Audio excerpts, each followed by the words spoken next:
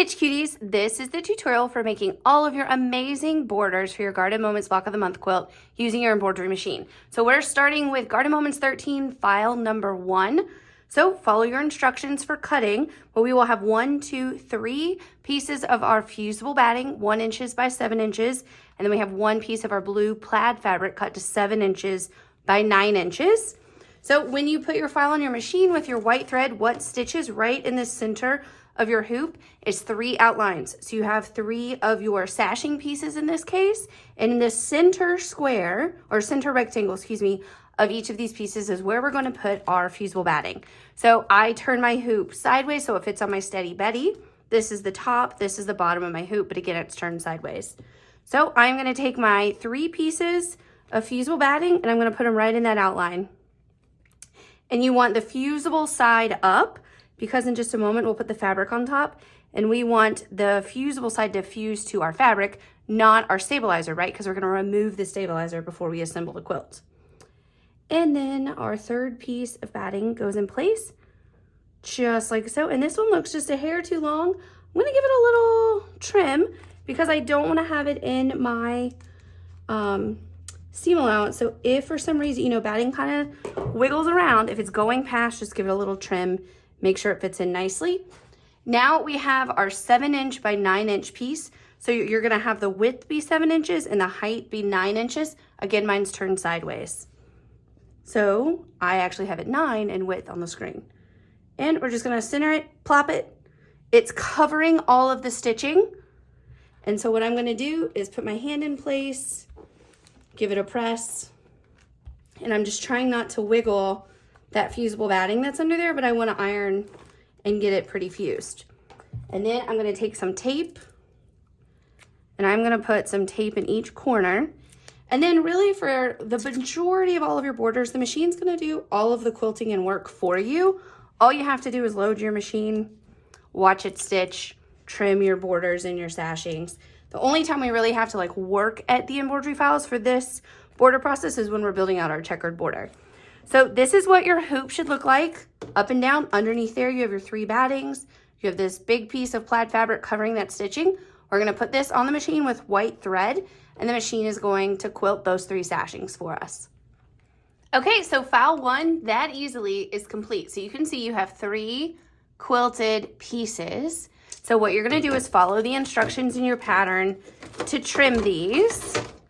And so you can trim either from the front, use these the outside rectangle on each of the 3 as a guideline. You still want to use your ruler and measure to get it perfect. You can also flip it over and use the outside rectangle guideline on each one to trim it as well. So it doesn't matter if you trim from the front or the back. And then of course you want to remove all of your stabilizer. So it is a little bit tedious to pull the stabilizer out, but just put on a fun show. I like to watch cooking shows on Netflix and you can pull your stabilizer out. Now we're going to load our hoop for file 2, and I'll show you how we do that file. Okay, so what stitches out for file 2, for the very first step of file 2, you have, just like before, 3 rectangles. They're much longer this time, and you have the center outline as well for your batting on all 3. Now, the center one, I turn it sideways again. So the center one is the longest one, so that means our 10.5 inch batting is what's gonna go in the center, just like so. There we go. And then our 10.25 inch battings are what's gonna go on the left and right. So the center piece is the longest one. There we go. And then we have our 7x12 blue plaid piece, and we're just gonna plunk it right on top. Use your hand to keep that batting in place. Give a quick little fuse. There we go. And now we will tape it in place, and just like before, just keep that white thread on your machine and your machine will do all of the work for you. It will give you your trim line and it will quilt these 3 pieces for you. There we go. So this file, file 2, just like your instructions say, you're actually going to repeat this a total of 3 times. So I'm going to show you what it's like making 1, and then for you at your embroidery machine, you'll go on and make it 2 additional times as well. Okay, so now your 3 pieces for file 2 are completed on this one. You're gonna use your file 2 more times, so you're gonna make this particular project, this file, a total of 3 times, just like instructed in your pattern. Reminder, the center is the longest of the 3 pieces, so when you're trimming, make sure you pay attention to that. So now that you are ready to go with everything in file 2, now let's move on and make file 3. Okay, so now for file 3, what stitches initially for you is 2 rectangles, and then you have your center batting rectangles in that. So you have 2 pieces that are 1 by 7.5 for your batting. We're gonna put that in the center of both rectangles. And then you have your blue plaid fabric that is 5 by 9, and simply place it on top and give it a press. There we go. And again, just be careful when you're pressing not to move it. And then we're gonna put a little bit of tape. I like to do in each corner. Now this is making file 3 for your Garden Moments 13 box. And you're gonna use this file a total of 2 times. So you're gonna make this twice. Okay, so with your white thread on your machine and your hoop ready to go, let's load this onto the machine and file 3 will stitch out. So now you're all done with file 3. You can see you have 2 pieces that are beautifully quilted. And again, use your instructions to trim as instructed to the proper size. And I do want to remind you, this is file 3. You're going to make it a total of 2 times. So if you just finished, you're going to make it 1 more time. So now let's rehoop and move on to making file number 4. Okay, so this is file 4, and what stitches out, you have 3 rectangles across the center. The center one of the 3 is your shorter one. So your batting piece that's only 7.5 inches will go in that center. Your 2 outer ones are the longer batting pieces. They're 7 3/4. So let's put those in place. Up first, the shorter piece in the center. And then the 2 outers are your longer pieces of batting. And again, all the measurements, you can check it off as you go in your pattern. And then you are going to take your plaid piece that is 7 inches by 9 inches and plop it down. And you know the drill by now. Give it a little press.